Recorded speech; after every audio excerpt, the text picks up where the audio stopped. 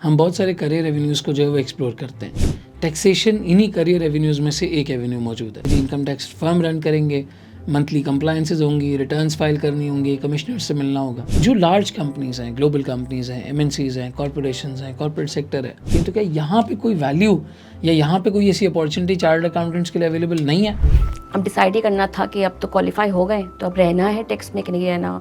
अब मेरे पास ऑप्शन था कि बाहर जाऊँ या इंडस्ट्री फर्म में ही रुकूँ। टैक्स में क्या पसंद आया आपको? हाई कोर्ट ने क्या कहा, सुप्रीम कोर्ट ने क्या कहा इसके बारे में, क्या ये पोजीशन अच्छी है, लेना चाहिए। It's an art, it's not a number work, it's a subject of art. कभी अच्छे कमिश्नर्स मिलते थे, कभी अच्छे कमिश्नर्स नहीं मिलते थे आपको, तो हर किसी की स्ट्रैटेजी डिफरेंट होती थी। Appeals will go on after aggressive position we are taking into under financial statements. You need to find out your own skill set.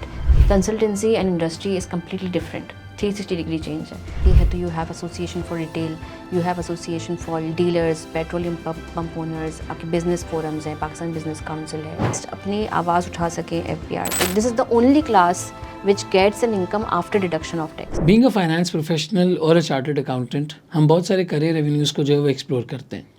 Taxation इन्हीं करियर एवेन्यूज़ में से एक एवेन्यू मौजूद है। लेकिन जब भी हम टैक्स की बात करते हैं, टैक्सेशन की बात करते हैं, तो आपके जहन में एक खाका, एक पर्सोना बनता है एक कंसल्टेंट का, कि जी इनकम टैक्स फर्म रन करेंगे, मंथली कंप्लायंसेस होंगी, रिटर्न्स फाइल करनी होंगी, कमिश्नर से मिलना होगा। लेकिन जो लार्ज कंपनीज़ हैं, ग्लोबल कंपनीज़ हैं, एमएनसीज़ हैं, कॉर्पोरेशंस हैं, कॉर्पोरेट सेक्टर है, कभी आप इनके P&L को देखें, प्रॉफिट एंड लॉस को देखें, तो बहुत बड़ा सिंगल लाइन आइटम टैक्स की मद में जो है वो नज़र आता है। तकरीबन इफेक्टिवली 30-35% टैक्स कंपनीज पे करती हैं। तो क्या यहाँ पे कोई वैल्यू या यहाँ पे कोई ऐसी अपॉर्चुनिटी चार्टर्ड अकाउंटेंट्स के लिए अवेलेबल नहीं है? बिल्कुल अवेलेबल है। कंपनीज़ में ऐसे डिपार्टमेंट्स होते हैं जहाँ पर ये प्रोफेशनल्स वैल्यू ऐड करने की कोशिश करते हैं, सेविंग्स लाने की कोशिश करते हैं, and it equally stands as an opportunity for finance professionals and chartered accountants. आज हम इसी को एक्सप्लोर करने वाले हैं। हमारे साथ मौजूद है Komal Ali. She is the head of taxation at Shell Pakistan. She formerly worked for Daraz Pakistan. उससे पहले इनका ताल्लुक PwC के साथ था, जहाँ पे इन्होंने एक सॉलिड कंसल्टिंग रोल जो है वो अडॉप्ट किया। आज हम इनकी जर्नी सुनते हैं, समझते हैं कि इंडस्ट्रीज़ में टैक्स की पोजीशंस कैसी होती हैं, क्या अपॉर्चुनिटीज़ होती हैं, कैसे पाकिस्तान के अंदर, पाकिस्तान से बाहर यहाँ करियर बनाया जा सकता है और कंपनीज़ के लिए वैल्यू ड्राइव की जा सकती है। अस्सलाम वालेकुम कोमल, कैसी हैं आप? ठीक ठाक। कोमल, पहले तो बहुत बहुत शुक्रिया, बहुत बहुत थैंक यू, आप टाइम निकाल कर आई हैं। हमने आपका वीकेंड डिस्टर्ब किया है, दोपहर में गर्मी के टाइम पे आपको जो है वो बुलाया है, लेकिन thank you so much for being here. नहीं, I think thank you to providing me this opportunity to connect with young professionals, specially students who are pursuing this qualification. Komal, बहुत सारी चीज़ें मुझे आपसे डिस्कस करनी है। प्राइमरली अगर हम देखें तो सबसे पहले हम आपके बैकग्राउंड के बारे में जानना चाहेंगे। आपकी ये journey right from your schooling किस तरह से शुरू हुई, कैसे आपने CA करने के बारे में डिसाइड किया, कौन से इदारे में काम किया, how was your journey like, क्या क्या एक्सपीरियंसेस आपके रहे। उसके बाद फिर हम ये इंडस्ट्री की टैक्सेशन वाली चीज़ को और आपकी सैलरी क्लास के इनिशिएटिव को, इन दोनों को डीप डाइव करते हैं। श्योर। तो बहुत लंबी स्टोरी है ये। I was basically a matriculation student when I was in my secondary education.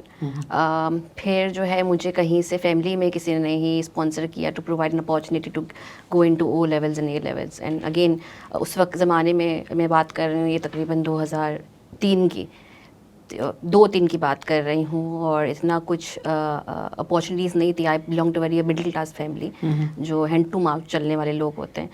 तो काफ़ी फैसिनेटिंग लगा कि कोई मुझे अपॉर्चुनिटी दे रहा है कि मैं इस फील्ड के अंदर मतलब OA लेवल्स करूं और फिर आगे देखूं।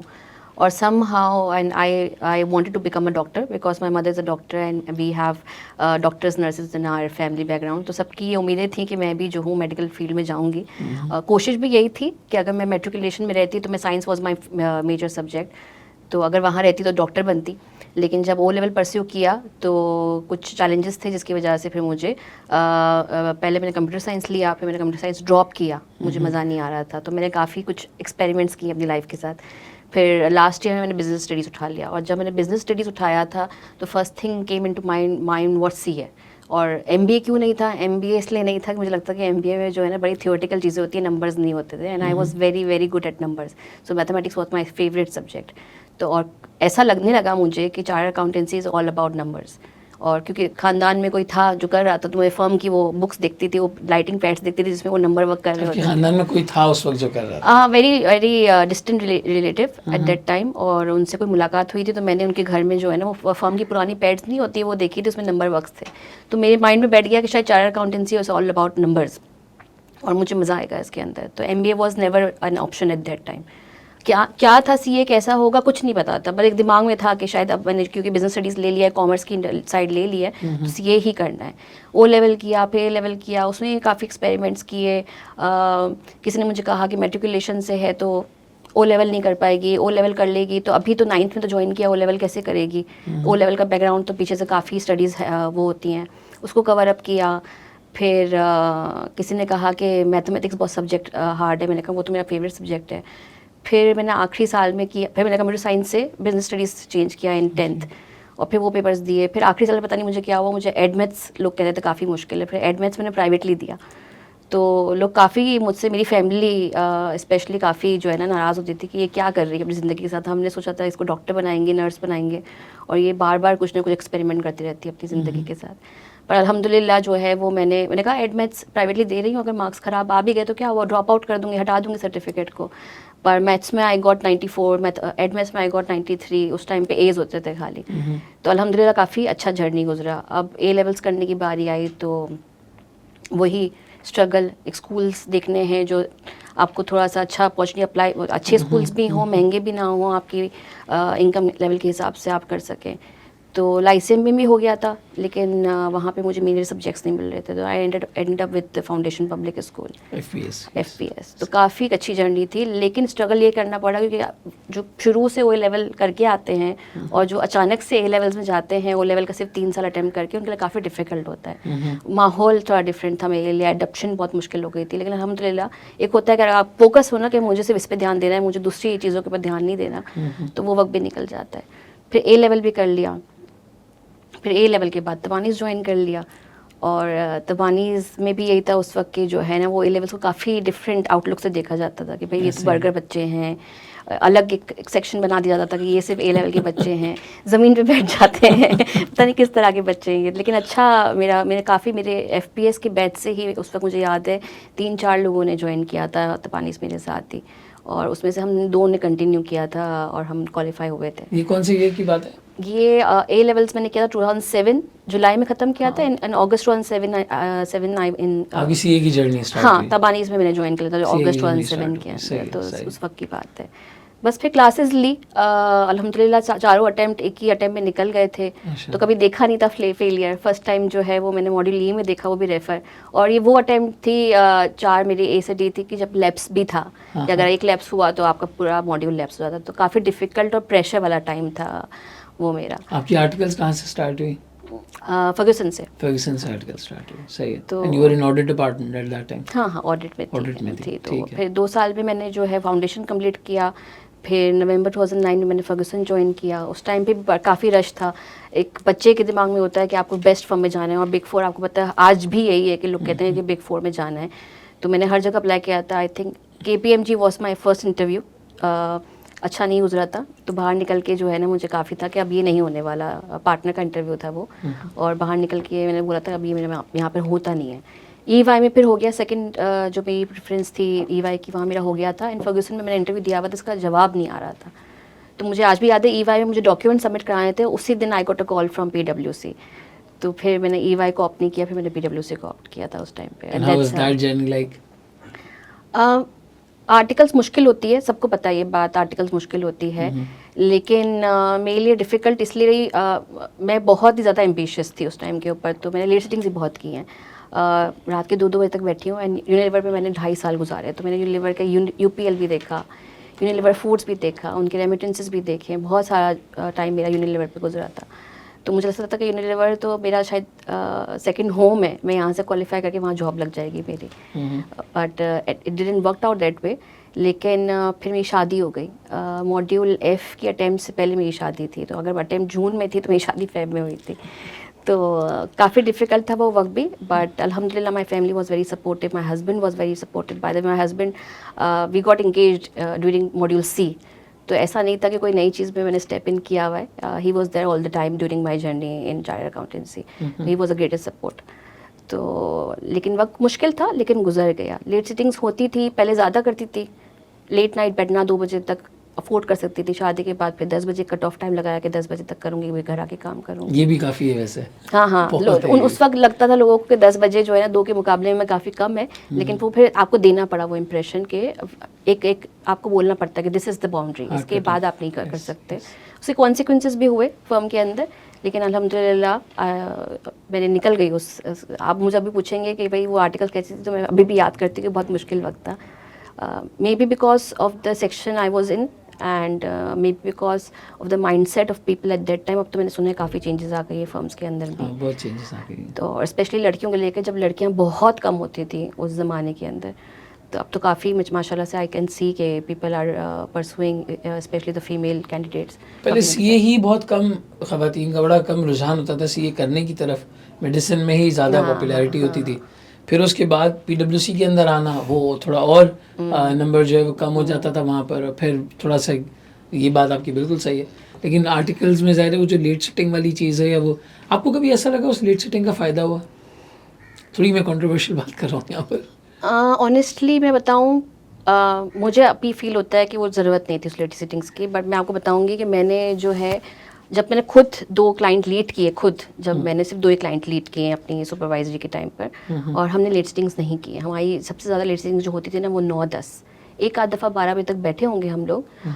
लेकिन वो इसलिए कि टफ़ टाइम था, हमें डेडलाइंस मीट करनी थी. बट अभी भी मैं लेट कर रही थी और मेरे नीचे 3 लड़के थे, लड़की कोई भी नहीं थी. तो मैं जल्दी आती थी 8:30 बजे अगर सुबह ऑफिस में, तो they had to come at 8:30 as well. If you are living at 7, तो सब छोड़ जाते थे 7 पे. मुश्किल ये होता था कि किसी एक को किसी मीटिंग के लिए रुकना पड़ रहा है, क्लाइंट के साथ कुछ बात करने के लिए रुकना पड़ रहा है, तो I was there with them. तो इस तरह से हम टाइम मैनेज करते थे. तो मुझे पर्सनली लगता है, और आज भी मैं यही कहती हूँ लोगों को, if you start early you may and up सून. मैं क्यों कह रही हूँ, मैं इसलिए कह रही हूँ कि कभी कभी आपके पास लिस्टेड क्लाइंट्स होते हैं तो आपको जल्दी डिलीवरीज देने पड़ते हैं, और अभी भी हम करते हैं. फर्म में भी किए हैं, अपनी प्रोफेशनल लाइफ में भी किए हैं, इंडस्ट्री में भी किए हैं. तो जहाँ मजबूरी होगी करनी चाहिए, लेकिन रोज़ का रूटीन नहीं बनाना चाहिए लेट सिटिंग्स को. तो थोड़ी बेहतर प्रोजेक्ट मैनेजमेंट करके इसको कम किया जा सकता है. एग्जैक्टली, कम किया जा सकता है. And it depends on you and your leadership, who is leading the team. Tone किस तरह की सेट हुई हुई है पूरी इस चीज़ के ऊपर. Exactly. So your articles got ended around 2013 के अंदर. 2013 के अंदर. फिर आपने किस तरह से आगे परस्यू किया? 2013 के अंदर मुझे अभी भी याद है, मुझे जब आर्टिकल्स एंड हुई थी तो मेरे 2 पेपर बाकी थे. अब लोगों से मशवरा किया तो पार्टनर्स ने कहा कि भाई टैक्स में चली जाओ. मैंने कहा अच्छा. उस वक्त टैक्स के बारे में कुछ भी नहीं, मतलब इतना कोई था नहीं, पैशन नहीं था टैक्स की तरफ जाऊंगी. इसकी भी हिस्ट्री है.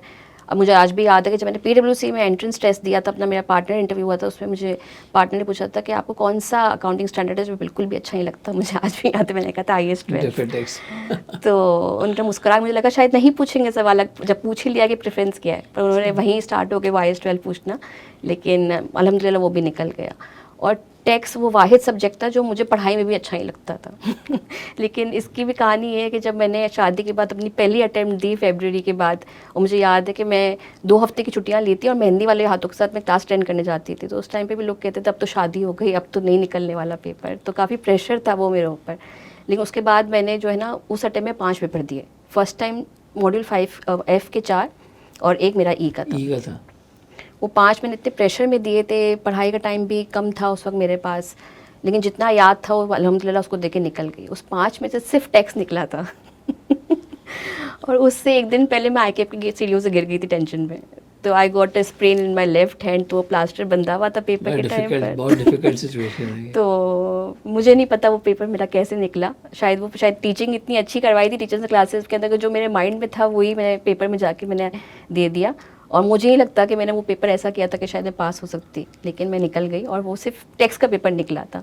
तो आपको ऐसा, मुझे अभी सोचती हूँ बार बार, तो मुझे जैसे कुदरत ने खुद ही टैक्स में जाने के रास्ते बना रहा था. तो टैक्स कभी भी मेरा पहला पैशन नहीं था. लेकिन किसी ने मुझे कहा कि आप टैक्स ज्वाइन कर लें वहाँ पर. उसकी वजह ये थी कि उन्होंने ये इसलिए कहा था कि काम ज़्यादा नहीं होता, तो you will get an opportunity to give you time to your papers, और फिर क्वालिफाई कर लो, फिर सोचना क्या करना है. तो फिर मैंने अपने पार्टनर से बात की, उन्होंने टैक्स में बात की. फिर टैक्स में मेरा ट्रांसफ़र हो गया. 6 महीना I was supervisory at that time. तो मुझे याद है कि मैंने स्टार्टिंग वापस ऐसा लग रहा था कि मैं डे 1 आर्टिकल्स में वापस आ गई हूँ। लोगों ने मुझे जूनियर समझना शुरू कर दिया था and I enjoyed my time. ऐसा नहीं है कि मुझे लगा कि यार मैं तो सुपरवाइजरी हूँ, मुझसे क्या काम करा रहे हैं। तो I started at that time with my manager expatriates individual sir start किया था मैंने ब्रिटिश पेट्रोलियम के। और सीखती ऐसी थी कि शुरू के 3 महीने तो मुझे कहा था कि वो प्रिंट ले आओ, फाइलों में लगा दो। तो आज भी जो मेरे लोग काम करते हैं मेरे साथ नए लोग, उनको मैं कहती हूँ कि मैंने वहाँ से लर्निंग स्टार्ट की। तो how I did learn from that, जो ईमेल्स में प्रिंट निकालती थी उसको पढ़ लेती थी कि भाई एक्सपर्ट्स ने क्या बताया अपने बारे में, उसमें क्या सेक्शंस के रेफरेंसेस हैं, कैसे उनकी वर्किंग बन रही है। फाइलों में जब फाइलिंग करती थी तो उनकी सारी वर्किंग्स चेक करती थी, फिर उसको क्रॉस रेफर करती थी ऑडियंस के साथ। That's I started learning about tax. तो वो 6 महीना तो मैंने आराम से काम किया कि अब मुझे अपने आप को टाइम देना है, और फिर पेपर भी कोशिश की कि निकल जाए। और अल्हम्दुलिल्लाह उसी अटैम्प्ट में जो मैंने दी दिसंबर के अटैम्प्ट मेरे पेपर निकल गए। तो अब डिसाइड ही करना था कि अब तो क्वालिफाई हो गए, तो अब रहना है टैक्स में कि नहीं रहना, बाहर जाना है इंडस्ट्री के अंदर। तो शुरू में से माइंडसेट था कि इंडस्ट्री में जाना है, जैसे आई मेंशन कि यूनिलीवर में जाना है। एंड आई रिमेंबर उस 6 महीने में मैंने यूनिलीवर के असिस्टेंट मैनेजर टैक्सेशन की भी इंटरव्यू दिया था। तो अभी मुझे याद है कि जो उस ज़माने में हेड ऑफ टैक्स थे यूनिलीवर के, उन्होंने मुझसे सवाल किया कि what is difference between indirect and direct, and honestly I didn't know what is difference between direct and indirect. तो घुमा फिरा के जवाब दे दिया था ना। मुझे पता था कि उसमें भी इंटरव्यू में कुछ होने वाला नहीं है। तो मैं आपको बताने का मकसद ये कि मुझे टैक्स के बारे में कुछ नहीं आता था उस टाइम पे। सही। तो फिर फरवरी में जब मैं क्वालिफाई की तो अब मेरे पास ऑप्शन था कि बाहर जाऊँ या इंडस्ट्री फर्म में ही रुकूँ। बट अल्हम्दुलिल्लाह जब रहना था वहाँ पर तो मौके भी हुए। आई कंसीव माई फर्स्ट बेबी। तो अब फर्गूसन में डे केयर था, तो मुझे किसी ने कहा कि अब यहीं रुक जाओ। तो खुली पोजीशन मैंने अप्लाई किया, वहीं पे मेरी प्रमोशन हो गई। कदीर साहब के साथ जो है मेरे पार्टनर, मैंने कदीर साहब के साथ काम किया है। It was basically T4 and there were 3 partners, Shabbar Zaidi, Asar Rauf and Qadeer Ahmed. तो काम तीनों के साथ थोड़ा थोड़ा किया, लेकिन my major work life was with Qadeer Ahmed. तो उनके साथ सारा मैंने टाइम गुजारा जितना टाइम भी मैं फर्म में रही। तो इस तरह से फिर मैंने असिस्टेंट मैनेजर की पोजीशन वहाँ पे ले ली। सोचा तो ये था कि जब तक बेटी थोड़ा सा मैच्योर हो जाएगी तब तक वहाँ कंटिन्यू करूँगी, और फिर शायद वापस से इंडस्ट्री में जाने की कोशिश करूँ। बट बाय द टाइम वो ग्रेजुएट हुई 2.5 साल के बाद ग्रे केयर से, तो मुझे मज़ा आने लगा टैक्स के अंदर। तो फिर I remained in T4 for long time there. मुझे ये जो आपने बात की कि उस टाइम पीरियड पे फिर आपको टैक्स अच्छा लगने लगा, प्राइमरीली देखें अगर तो लोगों का एक मिसकंसेप्शन होता है कि tax is about numbers. Actually it's about the law. Yes. आप अगर उस लॉ को समझ पाए तो नंबर तो आप एंड में आके ऐड अप कर देंगे, मल्टीप्लाई कर देंगे, आपको रिजल्ट आ जाएगा, या बहुत सारी स्टेटमेंट बना के उसे ऐड कर देंगे, टोटल नंबर निकल आएगा, मल्टीप्लिकेशन के बाद अमाउंट निकल आएगा। एक्चुअली तो वो नंबर ड्राइव होता है या अराइव होता है उस इंटरप्रिटेशन से जो आप लॉ की जो है वो करते हैं। और बहुत सारी जजमेंटल एरियाज़ होते हैं, बहुत सारे ग्रे एरियाज़ होते हैं जहाँ पर आप उन सेक्शंस के अराउंड, जिस तरह मुझे याद है जब हम टैक्स पढ़ते थे तो सर एक फ़र्क बताते थे, डिडक्टिबिलिटी अलग है, डिडक्शन अलग है। ना यूज़ टू थिंक यार अब ये डिडक्टिबल अलाउंस अलग है, अलाउबल डिडक्शन अलग है। जब पढ़ा तो समझ आया कि ये चीज़ें बहुत अलग अलग तरीके से इंटरप्रेट होती हैं, और आज भी बहुत बड़ी बड़ी एडवाइजरी टैक्स के अंदर लॉज एंड रेगुलेशंस की इंटरप्रिटेशन के अराउंड होती हैं।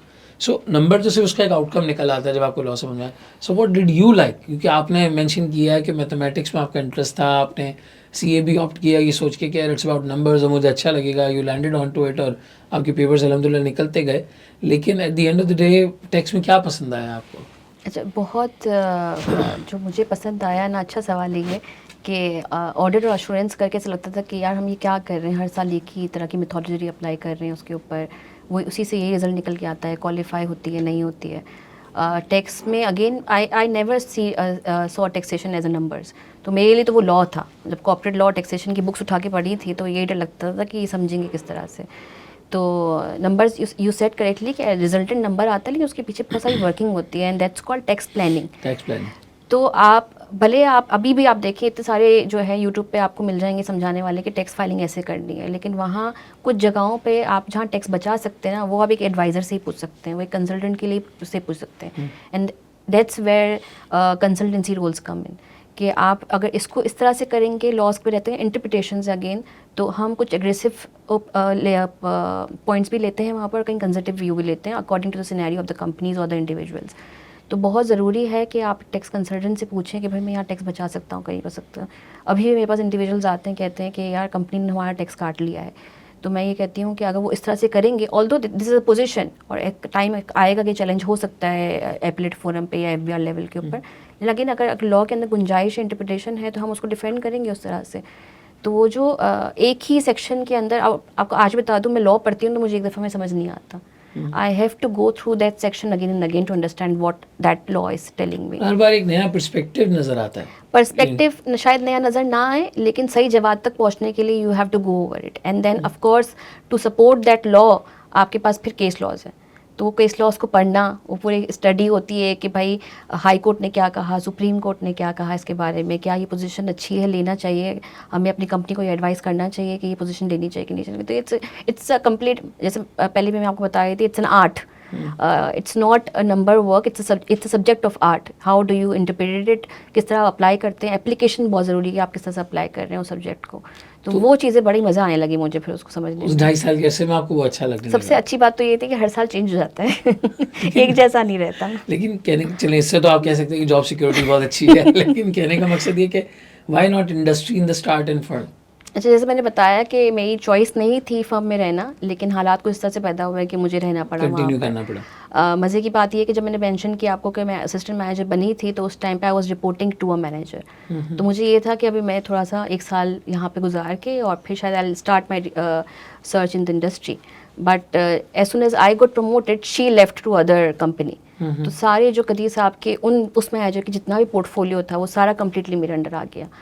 तो एक जिम्मेदारी आ गई आपके ऊपर, और फिर आपको और अपॉर्चुनिटी मिली एक्सप्लोर करने की। एक्सपर्ट्स भी हैं आपके पास कंपनीज भी हैं, उसके अंदर रिटेल बिजनेस भी है, टोबैको बिजनेस भी है। तो बहुत सारे क्लाइंट्स आ गए थे और सबके बारे में सीखना एक अच्छी अपॉर्चुनिटी थी। फिर डायरेक्टली पार्टनर के साथ काम करना वो एक और अच्छी अपॉर्चुनिटी है, अब हर किसी को वो नहीं मिलती है। तो उस 2.5-3 साल के अंदर जो है ना, मुझे तो अच्छी ग्रिप आ गई थी चीज़ों के अंदर, और I started enjoying the case studies. और फिर मैं ट्राइब्यूनल भी जाती थी अपने पार्टनर्स के साथ। फिर मैंने एक आध अपील अपनी प्रोफेशनल लाइफ में जो मैंने फंक्शन गुजारी, मैंने अपीलें खुद भी कराई हैं जजेस के सामने। तो बहुत अच्छा लग रहा था, मज़ा आने, वही वाली बात है, मुझे मज़ा आने लगा था फर्म के अंदर। तो I stayed up with the firm till दिसंबर 2020। अच्छा, एक बात मैं यहाँ पे पूछूंगा, जिस तरीके का एक आउटलुक लोगों के जहन में है एफबीआर को लेके, अपीलेट ट्रिब्यूनल को लेके, डिपार्टमेंट्स को लेके, जब आप एक for example being an individual, मैं अपने किसी काम से इन डिपार्टमेंट्स के पास जाता हूँ।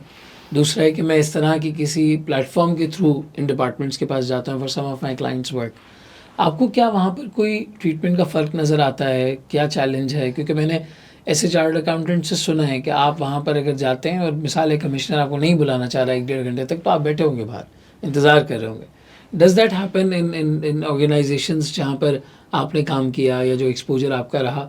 और अगर इस तरह से है तो how do you tackle this situation then? अच्छा, एफबीआर ने भी ना वक्त के साथ बहुत इवॉल्व किया है। व्हेन आई जॉइंड इन 2013, और जब मैं जाती थी वहाँ पर, और फिर मैं आज की बात करूँ तो वहाँ पर भी उन्होंने भी अपना लर्निंग कर्व बहुत डेवलप किया। अच्छे लोग आ गए हैं, पढ़े लिखे लोग आ गए हैं, समझते हैं, कुछ लोग समझते हैं टैक्स के, लोगों को कुछ नहीं भी समझते।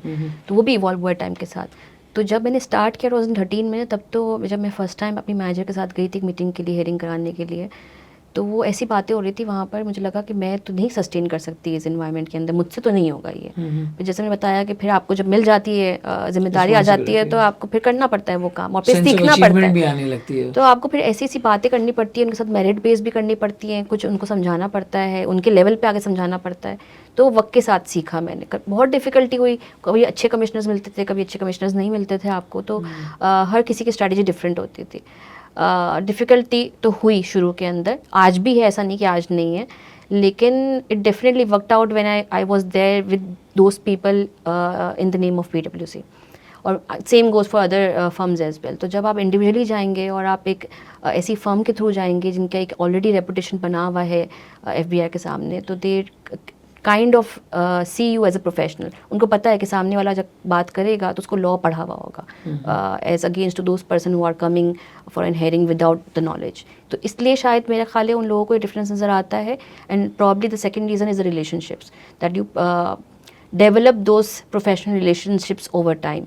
जैसे अगर मैं आज आपसे पहली दफ़ा मिलूँगी तो आपका परसेप्शन कुछ और होगा, लेकिन अगर मैं आपसे 10 दफ़ा 12 दफ़ा कभी ट्राइबल में मिल चुकी हूँ, कभी मैं आपसे कुछ किसी और क्लाइंट के मुताबिक मिल चुकी हूँ, तो दे नो कि intellectually how the other person is, उनसे आपसे कैसे बात करनी है। तो ऑफ कोर्स वो थोड़ा सा बंदा बायस हो जाता है उस तरह से। तो ये जर्नी भी 10 साल गुजारने में मुझे काफ़ी डिफिकल्ट हुई। जब शुरू में जब मैं लोगों को नहीं जानती थी तो काफ़ी डिफिकल्ट था उनसे काम कराना। आज जब लोग मुझे जानते हैं तो FBR लेवल तक भी जब मैं पॉलिसी के अंदर काम किया मैंने फ्रॉम एन इंडस्ट्री पर्सपेक्टिव, तो वो वही लोग बैठे हुए थे जो मेरे साथ अपीलें मेरी सुनते थे या जिनसे मैंने असेसमेंट्स करवाई हैं क्लाइंट्स की। तो इट हेल्प मी आउट। तो प्रोफेशनली वो रिलेशनशिप बनाना, अपनी PR डेवलप करना भी help you out in a lot in particularly tax department. आपका ये जो टाइम था PwC के साथ, when you were in the tax department, you were in a consulting role, right? आपके पास मल्टीपल क्लाइंट्स आते थे, मल्टीपल केसेस आते थे, आपको वहाँ पर जाके उन्हें रिप्रेजेंट करना होता था। From an industry perspective, experts हो, इंडस्ट्रीज इंडिविजुअल्स हो, क्या लोग टैक्स देना चाहते हैं? मेरे ख्याल टैक्स तो कोई भी नहीं देना चाहता, कोई भी नहीं देना तो चाहता। कोई भी नहीं देना चाहता। उसकी वजह आपको क्या नज़र आती है, और डिपार्टमेंट क्या इतना ईज आउट करता है कि वो टैक्स दे सके? जैसे फॉर एग्जांपल अभी रिसेंटली कोई अमेंडमेंट सेल्स टैक्स के अंदर आई है कि आपको बैलेंस शीट अपलोड करनी है और आप कैपिटल के 5 टाइम्स से ज़्यादा रेवेन्यू नहीं शो कर सकते।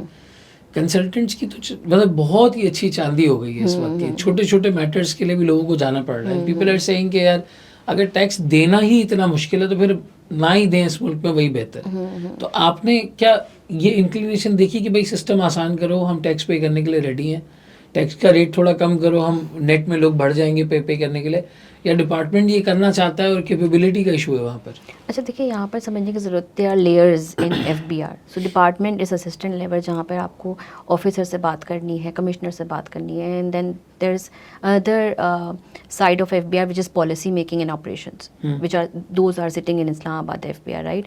सो मैंने इंडस्ट्री में आके उनसे भी एक्सपोजर बढ़ा तो मुझे समझ में आया कि नीचे जो डिपार्टमेंट लेवल पे बैठे हुए ना, तो वो तो वही कर रहे हैं जो ऊपर से ऑर्डर्स आ रहे हैं, वो तो वही कर रहे हैं जो उनको बताया जा रहा है कि ये लॉ अब आएगा, आपको अप्लाई करवाना है। ज़रूरी ये है, काम करने की जो ज़रूरत मुझे फील होती है ना, वो पॉलिसी लेवल के ऊपर है, ऑपरेशनल लेवल के ऊपर है। तो वो FBR को अभी आजकल हम यही बात कर रहे हैं। मैं सुबह एक आर्टिकल पढ़ रही थी, उसमें भी यही था कि एडमिनिस्ट्रेशन को चेंज करने की ज़रूरत है, जो शब्बर साहब ने भी काफ़ी इन्फोसाइज़ किया था कि वहाँ पे तब्दीली आने की ज़रूरत है, चेंज आने की ज़रूरत है। तो प्रॉब्लम वहाँ पर है फ़िलहाल।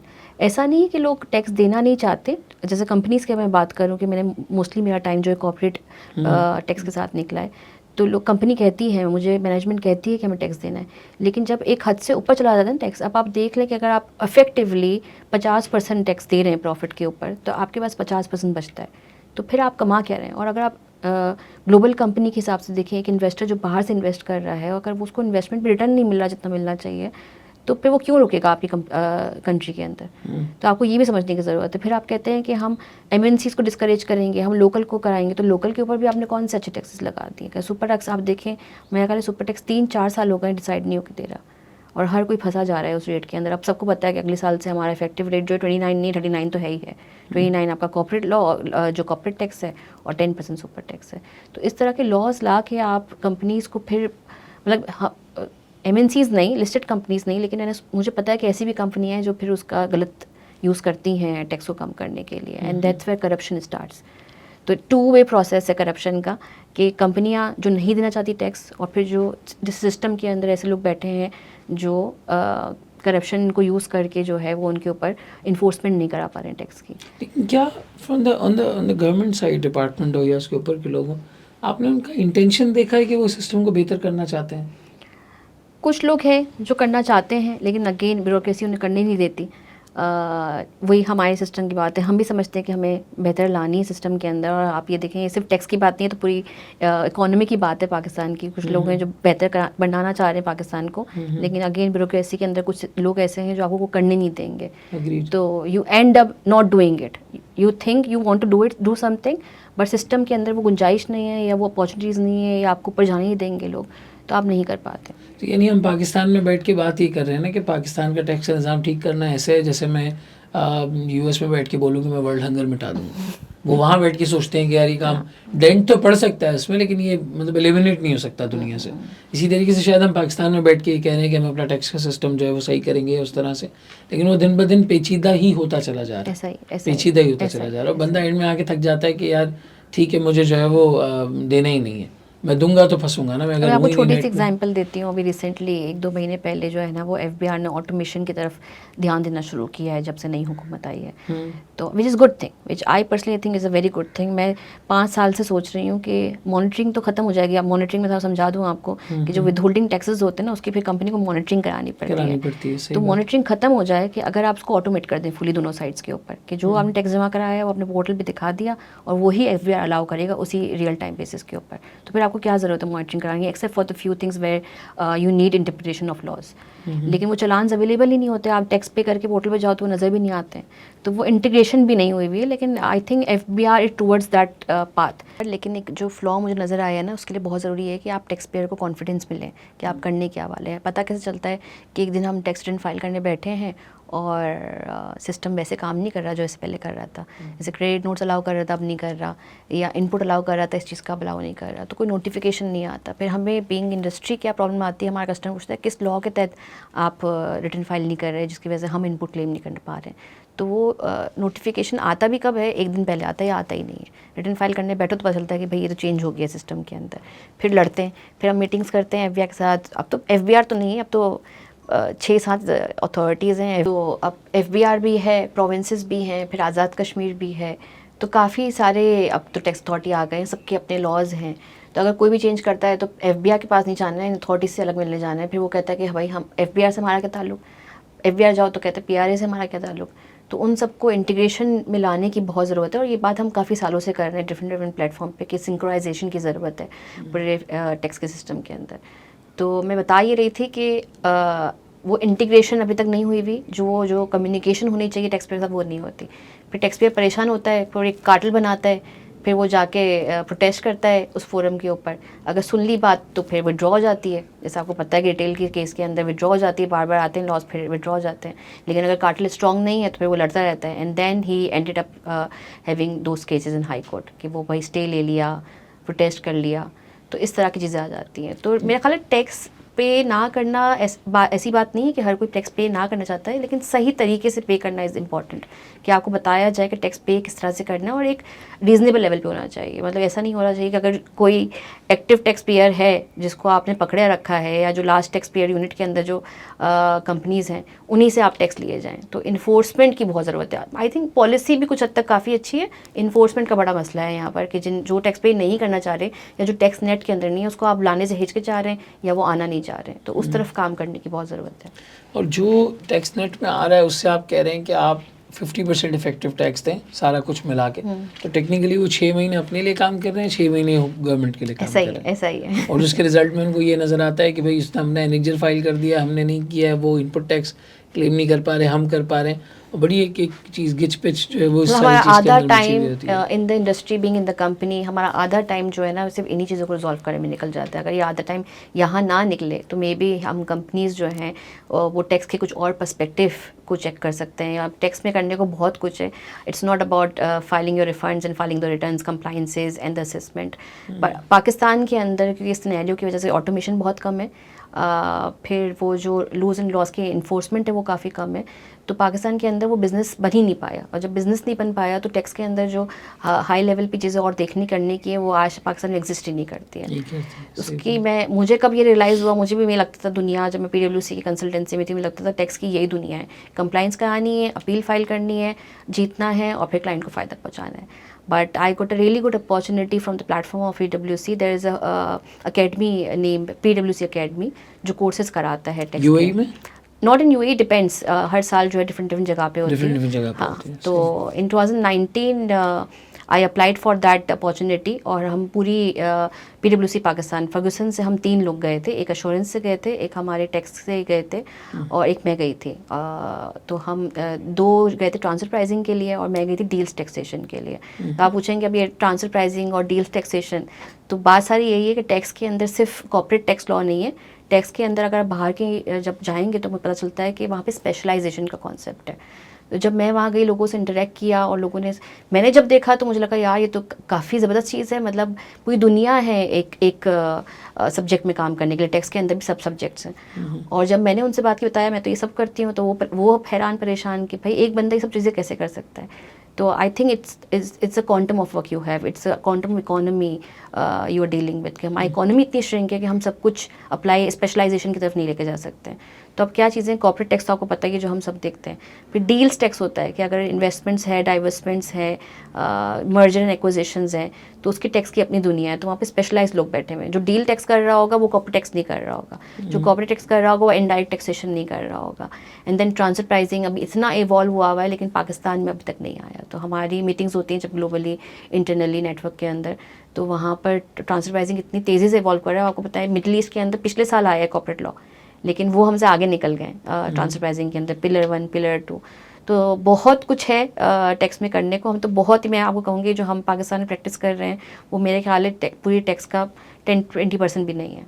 अब देखिए यही मसला है ना हमारा टैक्स का जो सिस्टम है, अगर हम इन्हीं मसलों में फंसे हुए हैं कि वो फलां एनेक्जर फाइल हुआ, फलां नहीं हुआ, उसने इनपुट क्लेम किया, उसने नहीं किया, अगर हम इन मसलों से बाहर आएंगे तो इन चीज़ों पे फोकस कर सकेंगे ना। और it comes down to the again economy वाली बात। अगर आपकी इकोनॉमी स्ट्रांग होगी तो डील्स जो है वो ट्रांजेक्शन स्ट्रक्चर होंगे। हमारे यहाँ mergers, acquisitions, transaction advisory, investment banking, ये बहुत ही लिमिटेड स्कोप में आता है। इतने बिजनेसेस ही नहीं है कि आप उन्हें इस तरह की जो है वो एडवाइस दे सकें, लेट अलोन कि फिर उसके हम टैक्स के अंदर स्पेशलाइजेशन करें। In the economies of large companies बड़ी है तो फिर बाहर हो सकता है। लेकिन यहाँ पे मुझे ना आपकी बात सुन के ये समझ में आ रहा है कि if we have good professionals in Pakistan, we can start exporting these services. हम इन्हें एक्सपोर्ट कर सकते हैं। We can create academies over here. यानी कहने का मतलब कंपनीज के अंदर ही इस तरह के ग्रुप्स बनाए जा सकते हैं जिनके आप स्पेशलाइजेशन ट्रेनिंग करवाएं।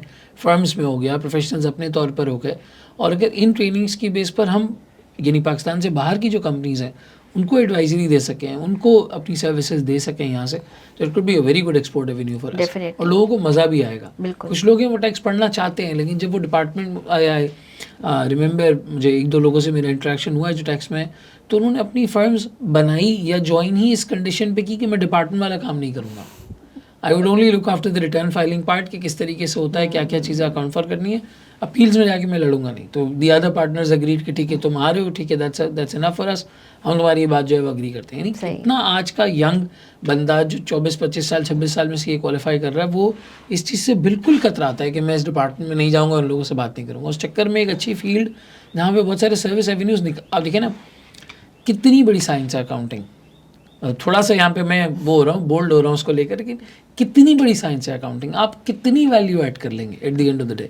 आपने चेकलिस्ट मीट कर ली, 8-10 चीज़ें एक्यूरेट कर ली, बन गए रिपोर्ट, फाइनेंशियल अकाउंट रिपोर्ट्स बन गई, आपने रिपोर्टिंग उसकी, there is an end to it. कितनी आप वैल्यू ऐड, IFRS 16 में आप क्या निकाल लेंगे और क्या कर लेंगे, कितना कर लेंगे। लेकिन टैक्स में इतना रूम है करने का, आप इतनी प्लानिंग अच्छे तरीके से कर सकते हैं, डीप जा सकते हैं, स्पेशलाइज कर सकते हैं, बहुत सारे फैक्टर्स पे काम किया जा सकता है। It's just that we are not thinking on that front right now. हम उस एनेक्जर बी और सी की रिकंसिलिएशन से बाहर ही नहीं आ पा रहे, प्राइमरीली ये मसला है।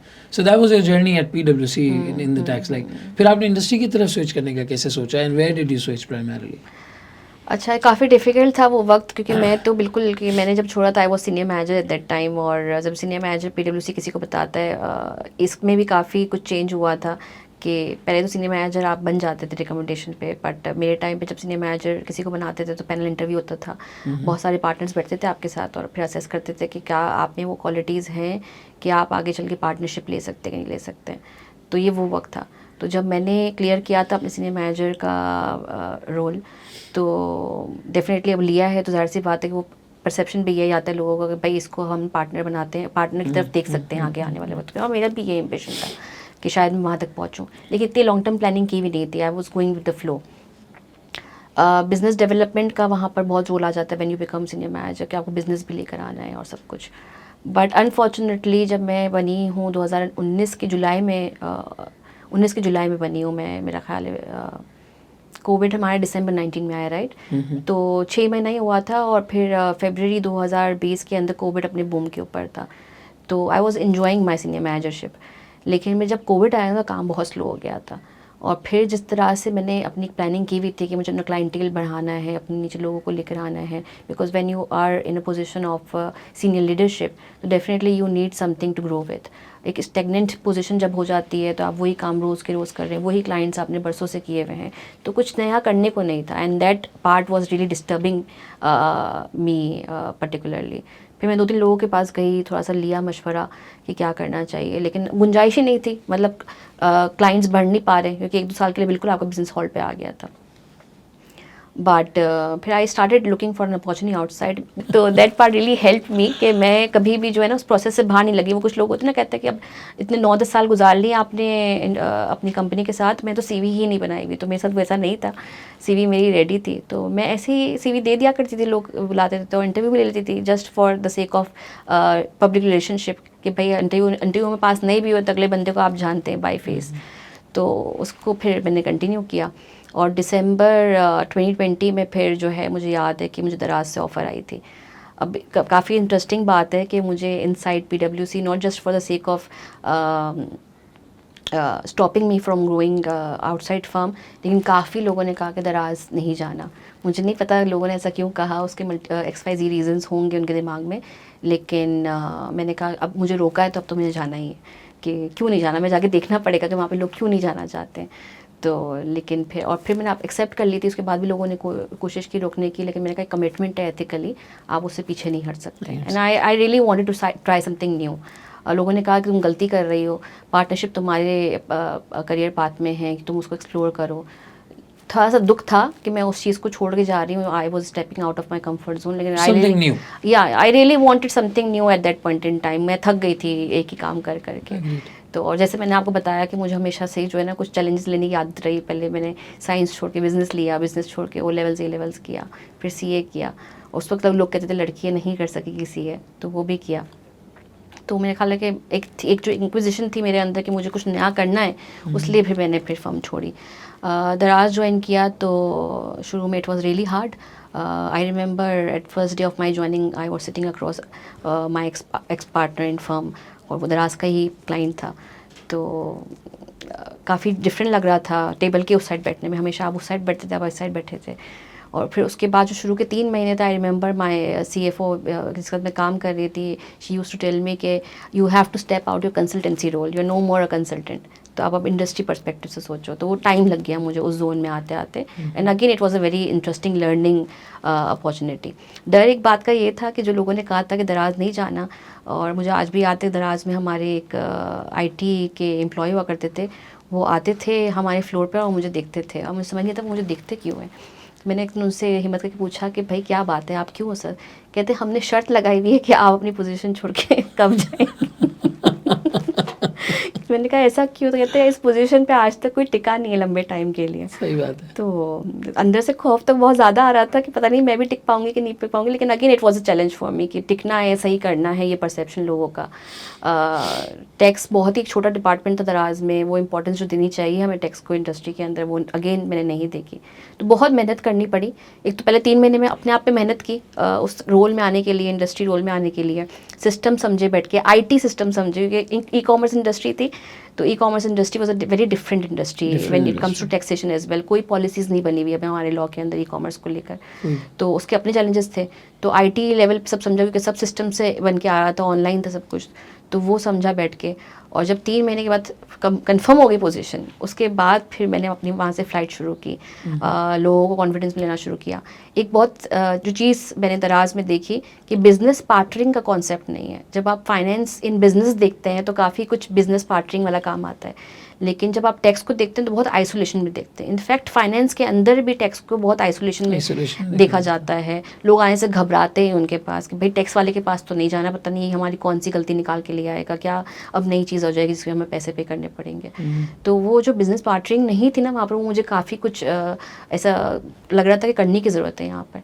तो फिर मैंने लोगों को Aahista Aahista, and it took me a long time, ऐसा नहीं रातों रात हो गया, बहुत लेट भी बैठना पड़ा। और this time late sittings was not because of the non management of time, there was literally a lot of work has to be done. तो मैं सुबह 9 बजे जाती थी, कभी कभी 12 भी बज जाते थे, कभी कभी दे रहे हैं हम चीज़ें FBR को करनी होती थी, रात के 3 भी बजते थे।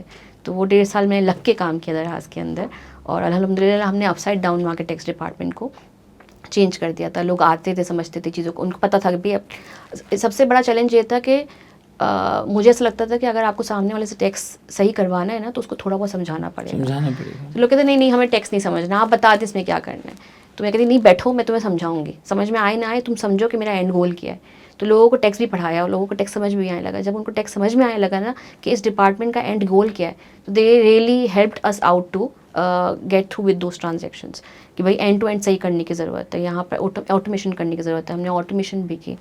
फिर इत्तेफाक से उस टाइम पीरियड में 1.5 साल के पीरियड के अंदर ई कॉमर्स में एक नया विदहोल्डिंग टैक्स भी लगा, तो उसने पूरी इंडस्ट्री को हिला दिया। उस पर हमने फिर FBR से बैक एंड फोर्थ बहुत पॉलिसी के ऊपर बात की कि आपको लगाना चाहिए नहीं लगाना चाहिए।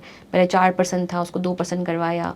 फिर हमने कहा अब तो करना ही है। फिर हमने पूरा IT सिस्टम बनाया ताकि ऑटोमेशन के थ्रू बैठ के मैनुअली हम इतनी लाखों ट्रांजेक्शन पे विदहोल्डिंग हाथ से तो नहीं कर सकते थे। नहीं कर सकते। तो वो IT प्रोजेक्ट के अंदर मैंने रोल प्ले किया, काफ़ी मज़ा आया उसके अंदर।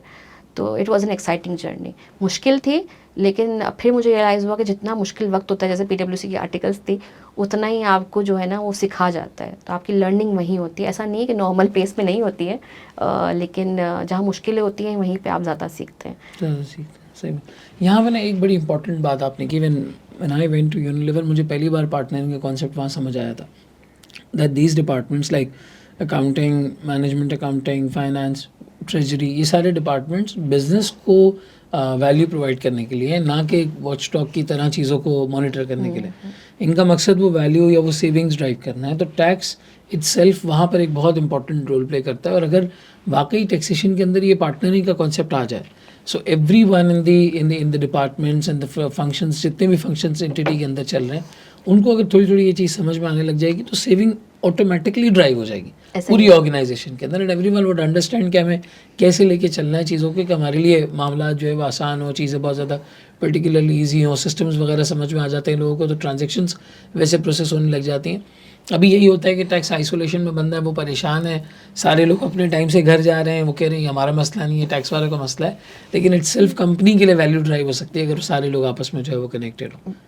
बिल्कुल ऐसा ही है। और दराज में भी और फिर अभी करंट कंपनी के भी अंदर काफ़ी टाइम लग गया लोगों को ये बात समझाने में। और दराज में एक अच्छी चीज़ ये हुई कि जब हमने ये जर्नी स्टार्ट की थी मैंने, फिर जब लोगों को समझाया टैक्स, तो काफ़ी लोग इंटीग्रेटेड हो गए थे उस चीज़ के अंदर। और फिर हमने एक चीज़ स्टार्ट की थी कि when you start any new proposal of the business, not only finance but tax person has to be there with you to tell you at the start of the point कि इसका and गोल के अंदर आपको कोई complications तो नहीं होगी। Normally क्या होता है कि जब आप पूरा बिजनेस कर लेते हैं और फिर इनवॉइस जब आती है ना, फिर आपको पता चलता है कि अरे यहाँ पर तो एक एडिशनल कॉस्ट आपको इनकर करनी पड़ जाएगी, and then you can not go back and redo it. तो it's very important that when you doing some business proposals, तो फाइनेंस के अंदर आप टैक्स को भी बिठाएं अपने साथ। तो ये जो माइंडसेट है ना, हम दराज में कुछ हद तक तो चेंज कर चुके थे, लेकिन अब मैं समझती हूँ काफ़ी इंडस्ट्री में अभी भी है कि हम फाइनेंस तो देख लेते हैं उसके ऊपर, लेकिन टैक्स इम्प्लीकेशंस देखना भूल जाते हैं। And starts with the contracts. तो आपने पहले बिजनेस प्रपोजल तैयार किया, उसके ऊपर टैक्स देखा, फिर आपने जब कॉन्ट्रैक्ट बनाया, तो उसमें भी बहुत ज़रूरी है कि आप क्या क्लॉजेस डाल रहे हैं वहाँ पर, जिसको आप फिर लीगली बाइंड करा सकते हैं कस्टमर एंड के ऊपर कि आपने ये कंप्लाइंस करनी, इसकी वजह से हमें एडिशनल कॉस्टिंग करना हो जाए। अभी पिछले दिनों I was looking at feasibility of one of my clients. Input tax, हालांकि उनका एक्सपेंस बन रहा था वहाँ पे एज पर द लॉ, वो क्लेम नहीं कर पा रहे थे उसको, लेकिन उन्होंने अपनी पूरी वर्किंग में उसको कहीं पे इंक्लूड ही नहीं किया था। ये हमने उन्हें याद दिलाया कि भाई आपके लिए ये एक एक्सपेंस है, आपके P&L में जाके डायरेक्ट लगेगा, आप नहीं क्लेम कर सकते आगे इसको। अब आपका बिजनेस केस क्या बन रहा है? So the margins were completely eroded, खत्म हो गए थे वो। जब वो इनपुट का नंबर वहाँ पर डाला हमने, उन्होंने बताया देखें, फिर उनको समझ आया कि उनको वो कॉन्ट्रैक्ट क्यों मिल रहा है जो आज तक कोई ऑप्ट नहीं कर रहा था। Exactly. वो जिस ट्रांजेक्शन के अंदर जा रहे थे, जिस बिजनेस के लिए जा रहे थे, कंस्ट्रक्शन का कॉन्ट्रैक्ट था प्राइमरीली, हमने उनसे यही कहा कि भाई यही वजह है कि और कोई ले नहीं रहा इसको। उसकी वजह ही है ये सबसे बड़ी कि वहाँ पे टैक्स का आपने फैक्टर अकाउंट फॉर नहीं किया, आपने उनसे समझ लिया मोटा मोटा कि ये रेवेन्यूज़ हैं, ये कॉस्ट होगी, लेकिन आपने एक इस कंपोनेंट को डालें तो आपके मार्जिन चल जाएंगे। तो हर जगह पे इस तरह का टैक्स का कंपोनेंट अगर ऐड होता है तो वहाँ पे सही पिक्चर जो है नज़र आती है, because it is more than 30%। ये कम नहीं है, मतलब P&L पे बहुत बड़ा लाइन आइटम है, बहुत बड़ा लाइन आइटम है। इसको इफेक्टिवली अगर आप मैनेज कर ले और यहाँ से सेविंग्स निकाल, देखिए वॉलमार्ट इतना बड़ा बिजनेस चलाता है, मैसिव वॉल्यूम्स, 2.25% के नेट मार्जिन के लिए। अगर टैक्स से आप 1-2% बचा लेते हैं इफेक्टिव प्लानिंग करके सही तरीके से, तो टेक्निकली तो आपने प्रॉफिट डबल कर दिया ना। It's 100% growth on the bottom line. अगर आप 2% के मार्जिन से आगे पहुँचते हैं, मैं ये नहीं कह रहा वॉलमार्ट सही टैक्स नहीं कर रहा होगा, लेकिन कंपनीज के पर्सपेक्टिव से सोचें, 8-10%, 12% मार्जिन के ऊपर कंपनी काम कर रही है, थोड़ा सा टैक्स आप इफेक्टिवली लेके चलें, शेड्यूलिंग उसकी ऐसी कर लें कि चीज़ें आपके लिए जो है वो मैनेजेबल हो। आप वहाँ पे 13-14% के मार्जिन पे जा सकते हैं। अब 12-14% के मार्जिन पे आप ऑपरेट कर रहे थे, आप 16-18 पे चले गए, तो आपने टेक्निकली 25% की ग्रोथ कर ली। Exactly. बॉटम लाइन हम रेवेन्यू कस्टमर मार्केटिंग बहुत ज़्यादा श्योर कंपनीज में इस पर मचता है, लेकिन ये भी एक लाइन आइटम है जिसको इफेक्ट, जैसे ट्रेजरी को बहुत ज़्यादा प्लानिंग के ऊपर फोकस करवाया जाता है, टैक्स भी इसी तरीके से चाहिए, बिल्कुल हो होना सकता है। चाहिए। And that is the industry perspective, that is the industry perspective. आप बताएं चार्टर्ड अकाउंटेंट्स के लिए, ये प्रोफेशनल्स के लिए, अगर कोई टैक्स को अपना करियर बनाना चाहता है, तो ये फर्म वर्सेस इंडस्ट्री में आपका क्या जवाब है? जर्नी क्या होनी चाहिए? क्या फर्म में टाइम लगा के ही आगे बढ़ें, या अगर कोई वाकई इंडस्ट्री की साइड पे ये टैक्स की सारी चीज़ें समझना चाहता है तो वो डायरेक्टली इंडस्ट्री ज्वाइन करे और आर्टिकल्स के बाद वहीं से स्टार्ट करे? What would be your advice on that front? Very interesting question.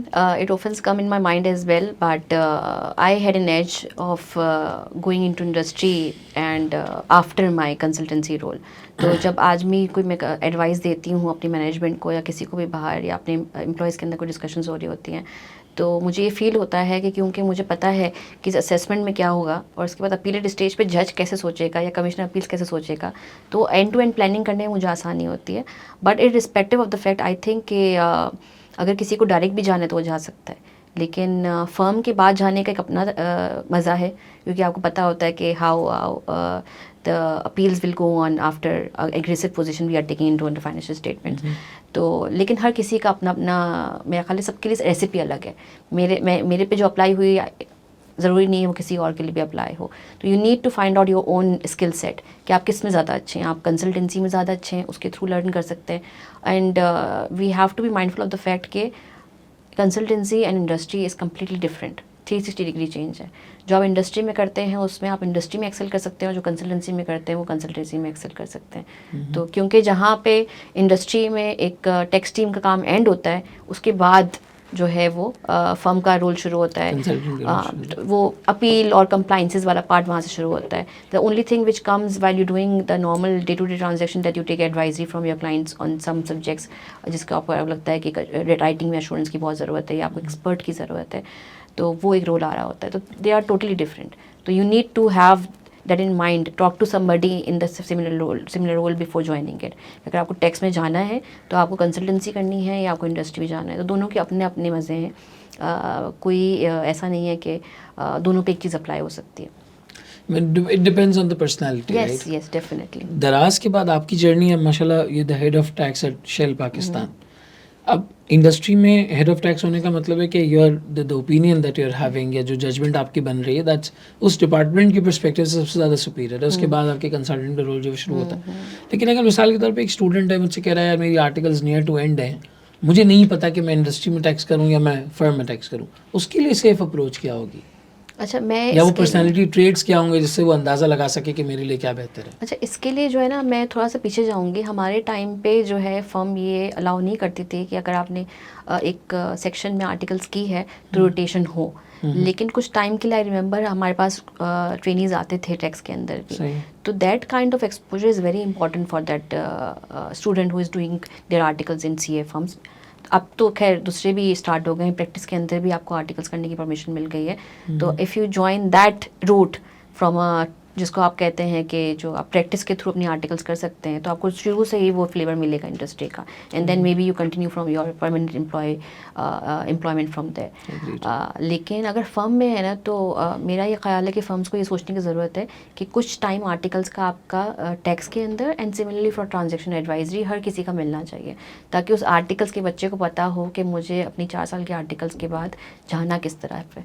अगर मुझे पता है मैंने एश्योरेंस किया है, और अगर मैं एश्योरेंस में 4 साल गुजार के आई थी और मैंने टैक्स देखा ही नहीं होता, तो I may not have ended towards this route. तो मुझे पता ही नहीं चलता कि टैक्स में एक्चुअली क्या है। उस वक्त जो माइंडसेट था लोगों का कि टैक्स में कुछ काम नहीं होता, सिर्फ पार्किंग लॉट है, वहाँ जाओ बैठो, ऐसा नहीं था। वाकई में उस ज़माने में भी ऐसा नहीं था। हाँ, अपीलें कम होती थी, लेकिन बहुत कुछ करने का था, काम वहाँ भी बहुत ज़्यादा था। तो ये परसेप्शन भी एक जो क्रिएट हुआ था वो गलत था। तो वो फ्लेवर देने की ज़रूरत है हमें उस बच्चे को कि आपके पास ऑप्शंस क्या क्या हैं। और फिर इसी तरह फाइनेंस की बात करें, जब वो ऑडिट एश्योरेंस करके इंडस्ट्री में जाता है तो वो ऑडिट थोड़ी करता है, वो तो सप्लाई चेन भी देखता है, वो कमर्शियल फाइनेंस भी देख रहा होता है, तो वो सीखता है। तो आप थोड़ा ले लें, अगर आपको लगता है कि टैक्स सब्जेक्ट है, आपको अच्छा लगता है, when you talk around people, ये पॉडकास्ट देख के अगर लोगों को लगता है कि हमें टैक्स के अंदर जाना चाहिए, तो go and find out some people for mentorship. They will tell you how it works in the industry and the consultancy, and then maybe you can decide wherever you want to go. यानी the student जिसने tax पढ़ा अपनी कैफ की journey में, सीफा final की journey में, अगर उन्हें टैक्स पढ़ते हुए अच्छा लगता है एंड दे फील कि हमें यहाँ पे जाना चाहिए, तो इट्स बेटर कि वो अपनी आर्टिकल्स के टाइम पर ही कोशिश करें उन्हें थोड़ी बहुत रोटेशन मिल जाए, 6-8 महीने 10 महीने, ताकि वो देख सकें किस तरीके का काम वहाँ पे हो रहा है। फिर वहाँ पे भी जाने के बाद टाइम ज़ाया करने से बेहतर है गेट इनटू द डॉक्यूमेंट्स, जैसा आपने बताया, फोटोकॉपी करते हुए, फाइल्स बनाते हुए, क्रॉस रेफर करते हुए, यू यूज टू लर्न कि एक्सपर्ट्स क्या बता रहे हैं, चीज़ें कैसे हो रही हैं, तो उसके ऊपर फोकस हो बंदे का। अगर नहीं मिलती रोटेशन तो आर्टिकल्स के बाद 6-8 महीने लगा के देख लें, सुपरवाइजरी रोल के ऊपर, सीनियर रोल के ऊपर या असिस्टेंट मैनेजर के ऊपर, और they can always come back. Firm में अगर है तो सेफ है, वो स्विच कर सकते हैं, डिपार्टमेंट वापस आ सकते हैं, वहाँ पे वो देखें कि किस तरीके का काम है, उन्हें समझ आ रहा है नहीं आ रहा, और फिर इफ़ दे फील कि हाँ ये चीज़ अच्छी लग रही है और इंडस्ट्री साइड एक्सप्लोर करनी चाहिए, तो इंडस्ट्री में it's all about reconciling with the business, getting value for the business, वहाँ पे वैल्यू ड्राइव कैसे होगी, कंसल्टेंट का रोल कंप्लायंस पर्सपेक्टिव से उसके बाद शुरू होगा। हाँ, ओपिनियन वगैरह के लिए आप कंसल्ट कर सकते हैं। तो ये दोनों चीज़ें ट्राई करके देखना चाहिए and then you can make a career out of this, let's say. अच्छा, इसी करियर को how do you see outside Pakistan?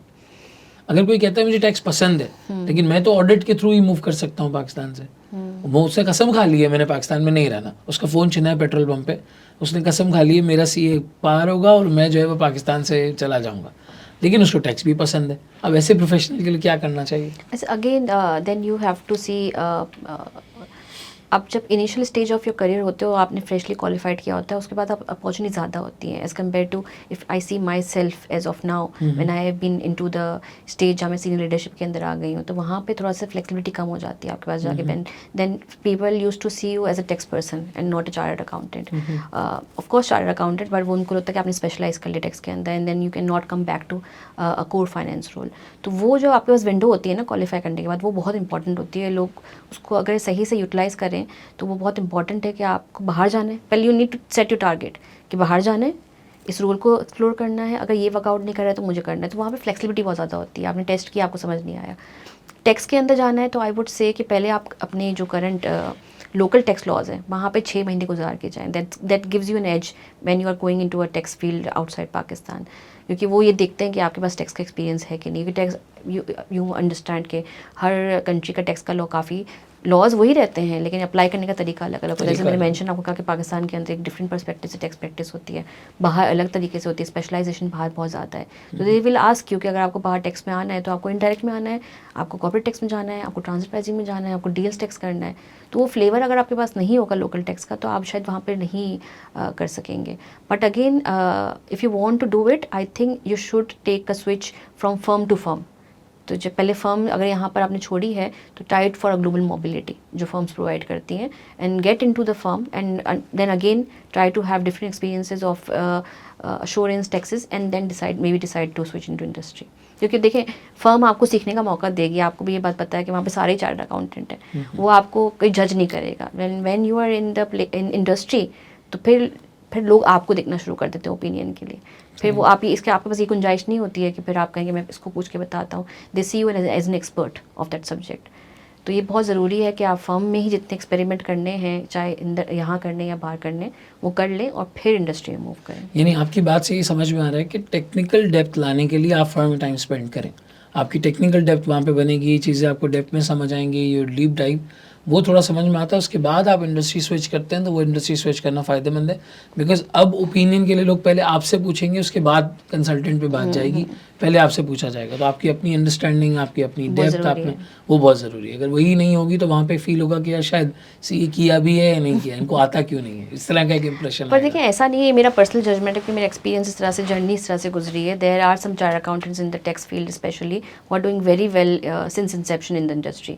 तो अगेन वो माइंडसेट क्या है आपका, ये बहुत इंपॉर्टेंट है। लर्निंग माइंडसेट है कि नहीं है, आपने कुछ सीखना है कि नहीं सीखना है, या फिर जो पुराने बंदे करते रहे थे, आज भी लोग मेरे पास आते हैं पूछने के लिए कि ये टैक्स ट्रीटमेंट तो 10 साल से हो रही है। मैं कहती हूँ सही हो रही है गलत हो रही है वो इंपॉर्टेंट है, 10 साल से हो रही है ये इंपॉर्टेंट नहीं है। तो आज के लॉ के हिसाब से ये सही है या गलत है। जो सही है वो आप कैरी ऑन करें, और जो गलत है तो आप बता दें आउटराइटली, भले कोई भी नाराज़ होता हो, किसी को भी जवाब देना पड़ सके ये गलत है। Adaptability does not make it right, कि सबने अडॉप्ट कर लिया तो वो Exactly. अच्छा, अब अगर हम इंडस्ट्री की बात करते हैं, मिसाल के तौर पे आप इंडस्ट्री में, मिसाल है मैंने फर्म में टाइम लगा लिया, मेरी टेक्निकल स्किल्स डेवलप हो गई, अब पाकिस्तान से बाहर है या पाकिस्तान के अंदर है, I go to the industry.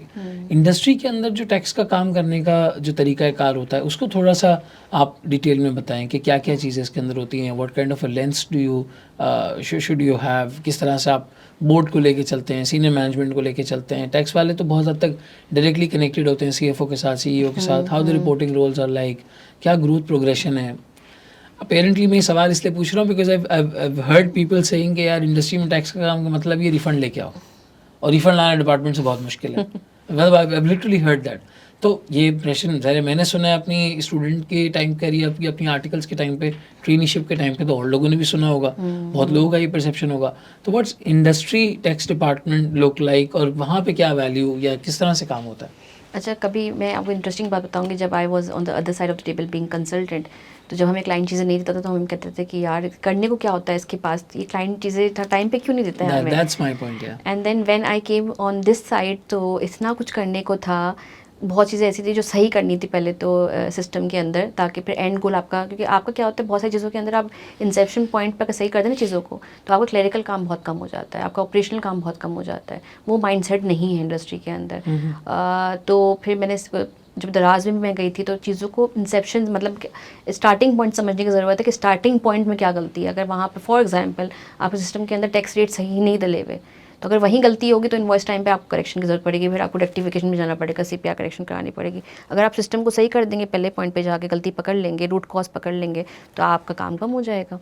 अब लोग ये भी सोचते हैं कि यार अगर ये सब चीज़ें सही हो गई तो फिर जो बंदा बैठा हुआ है टैक्स के अंदर जो गलतियाँ सही कर रहा है उसकी नौकरी का क्या होगा, वो कहाँ जाएगा। तो ये भी परसेप्शन है लोगों का। लेकिन इंडस्ट्री में करने को बहुत कुछ है। एक तो ऑपरेशनल साइड है, जैसे आपने बताया, रिटर्न फाइलिंग आपको देखनी होती है, फिर एक कंप्लाइंस साइड होती है आपको देखनी होती है, फिर एक फाइनेंशियल साइड होती है जिसके अंदर आपको टैक्स का, आपने बताया बड़ा नंबर होता है टैक्स का, क्योंकि सब काम कर लेते हैं उसके बाद ही टैक्स कैलकुलेट होता है, तो उसका बड़ा इम्पैक्ट आता है आपकी प्रॉफिटेबिलिटी के ऊपर। अगर आप देखें तो उसको हम ये भी नहीं है कि आपने क्वार्टरली बेसिस पे देखना है, आपको मॉनिटर करना है। You have to be very interlinked with your businesses, कि बिजनेस परफॉर्म कैसे कर रहे हैं, क्योंकि बिजनेस के चेंज होने से आपका टैक्स का नंबर चेंज हो रहा होता है। तो आपको मंथली बेसिस पे 15 डेज़ के बेसिस पे उनको मॉनिटर करना होता है, ताकि यू नेट टू नो कि आपका एंड नंबर क्या बनेगा, क्योंकि एंड नंबर की वजह से आपकी टैक्स की स्ट्रेटेजी भी चेंज हो जाती है कि आप NTI में फॉल करते हैं या आप मिनिमम टैक्स में फॉल करते हैं। तो ये प्लानिंग साथ साथ चल रही होती है। ऐसा नहीं होता है कि आपके पास नंबर आया एक दिन और आपने नंबर बना दिया और वही फाइनेंशियल स्टेटमेंट्स में आ गया। तो it take a lot of time to work on that side as well. इसके अलावा जो है आपकी पॉलिसीज़, कंपनीज़ के अंदर जो मैंने सीखा है ना कि आपको पॉलिसी मेकिंग के अंदर जाना पड़ेगा। If the tax rates are affecting you need to speak up in different forums. तो हम ये क्या करते हैं, जैसे हमारी ऑल मार्केटिंग कंपनीज़ का फोरम है, तो जो भी प्रॉब्लम्स आते हैं हम एक फ़ोरम के ज़रिए फिर FBI के पास लेके जाते हैं या ओगरा के पास लेके जाते हैं कि हमें यहाँ चैलेंजेस आ रहे हैं। उसके ऊपर काम चलता ही रहता है थ्रू आउट द ईयर। सिर्फ बजट के टाइम पे नहीं, हम बजट से पहले भी कर रहे होते हैं। बहुत बड़ा एक्सपोजर है, बहुत बड़ा एक्सपोजर है, और उसको हम करते इस तरह से। आप वो जो भी चैलेंजेस हैं इकोनॉमी के वो अपनी साइड पर हैं, लेकिन फिर पॉलिसी साइड पे बहुत काम हो रहा होता है कि you need to interact with FBR telling them कि अगर आप इस तरह से कर लेंगे तो रेवेन्यू भी बच जाएगा और कंपनी का एक्सपोजर भी कम हो जाएगा। तो वो कॉन्वर्जेशंस भी FBR के साथ चलती रहती हैं। Refund is one of the part, दो नॉट एज मच इम्पॉर्टेंट, पर from the perspective of management it is important. लेकिन रिफंड वाली चीज़ बहुत क्लरिकल काम है आपका, लेकिन उसके अंदर भी फिर आपको देखना पड़ता है कि how you negotiate things with department, how you explain things to department. क्योंकि अगर बहुत पुराने रिफंड्स हैं तो ना FBI इंटरेस्टेड होगा उसको निकालने में, क्योंकि वो रिस्पॉन्सिबिलिटी लेना नहीं चाहता इतने पुराने रिफंड्स की। IRS नहीं था उस टाइम के ऊपर, चीज़ें मैनुअल थी, पुराने सिस्टम के FBR के अंदर थी, अब मैच नहीं कर रही। अब पुराने डिपार्टमेंट्स अगर 20-25 साल पुराने डॉक्यूमेंट्स हैं तो वो कहाँ से निकल के आएंगे। तो वो वाला पार्ट थोड़ा सा मुश्किल होता है आपका अगेन, लेकिन that's one of the part when you have to keep your numbers up to date in the financials. मेरी कोशिश ये रहती है कि आपका GL जो है ना बिल्कुल साफ़ हो, दो होता नहीं है, लेकिन कोशिश ये रहती है कि चीज़ें जितनी पुरानी निकल जाएंगी तो नए पे आप फोकस कर सकेंगे, and then you can bring some value addition to those. एंड देन कुछ जैसे बिजनेस पार्टनरिंग की बात की तो हमारी एडवाइजरी चल रही होती है बिजनेस के साथ, हम जाके खुद इन्वॉल्व होते हैं। टाइम्स ये भी हुआ है कि एक प्रमोशन निकल गई है और उसके ऊपर टैक्स चेक नहीं था, फिर जाके बिज़नेस से बात की, भाई इसके आप टैक्स चेक कर लिया? उसने कहा हाँ हमने नहीं चेक किया। फिर हमने वो चेक किया, क्या गलत था सही था वो तो कॉन्वर्जेशंस थी, लेकिन वो आपको बिजनेस के साथ इंटरलिंक्ड रहना पड़ता है हर वक्त के क्या आपका प्रमोशंस चल रही है, मार्केटिंग साइड के ऊपर चल रही है, कोई नई चीज़ तो नहीं आ रही, कोई नया पार्सल आ रहा है ऑयल का, उसके ऊपर टैक्स इम्प्लीकेशंस, फिर कॉन्ट्रैक्ट साइड पे भी काम करना पड़ रहा होता है। तो tax is something it's everywhere, be it business, be it finance, be it reporting, be it contracts and procurement. तो बहुत ज़्यादा काम होता है इंडस्ट्री साइड के ऊपर भी। यानी इंडस्ट्री साइड के ऊपर वो बिजनेस के साथ लिंक अप होकर चलता है, एट एवरी स्टेप आप देखते हैं कि किस तरीके से वहाँ पे उसे प्लान करना है या इफेक्टिवली मैनेज करना है ताकि सारा चीज़। और कंसल्टिंग रोल के अंदर आपके पास मल्टीपल क्लाइंट्स होते हैं, but you are more on the compliance side, more on the side of dealing with the department, dealing for the appeals और सारी चीज़ें, लेकिन वो वहाँ तक पहुँचे ही नहीं। इससे पहले चेक लग जाए अगर इंडस्ट्री के अंदर उसे सही तरीके से पार्टनर अप किया जा रहा है, टेकअप किया जा रहा है। And how is the exposure with leadership team, यानी जो यानी अब आप देखें रिपोर्टिंग डिपार्टमेंट के अंदर या हमारे ट्रेजरी में रिपोर्टिंग में लोग काम करते हैं, बहुत हद तक अपनी जो लाइन ऑफ अथॉरिटी है वहाँ तक एक्सपोजर होता है। CFO भी सबकी बात जो है, लेकिन टैक्स की टीम अमूमन कंपनीज में छोटी टीम होती है, 3-4 लोग, 2-3 लोग मिलकर डिपार्टमेंट को यानी उस फंक्शन को रन कर रहे होते हैं, और वहाँ एक्सपोजर मिल जाता है। जहाँ तक मेरी ऑब्जर्वेशन है कि आप CFO के साथ किसी फोरम पे CEO के साथ कोई बड़ा प्रोजेक्ट है, बड़ी कम्युनिकेशन आ जाती है। इज दैट सो एक्सपोजर और सब सारी चीज़ों के हवाले से? I think again it depends on the hierarchy of the system and how the senior leadership takes that into. क्योंकि दराज में भी जो है मेरी टीम डायरेक्टली, मैं तो थी part being head of tax in Daraz and Shell, now CFO से इंटरेक्शन रहता है, बोर्ड के साथ रहता है, and then again how the leadership of the tax team leads you through.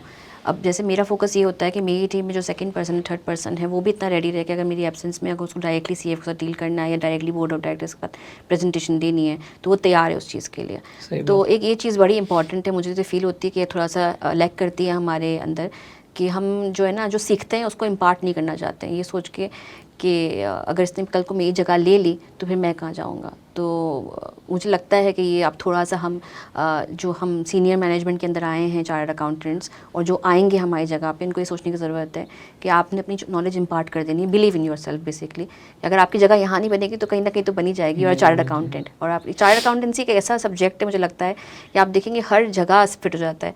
मैंने चार्टर्ड अकाउंटेंट करते हुए लोगों को HR में भी देखा है। तो आपको ये सोचने की ज़रूरत नहीं है कि कल को अगर मेरी जगह यहाँ नहीं बनेगी तो मैं कहाँ जाऊँगा। I think you need to impart that knowledge to your team as well.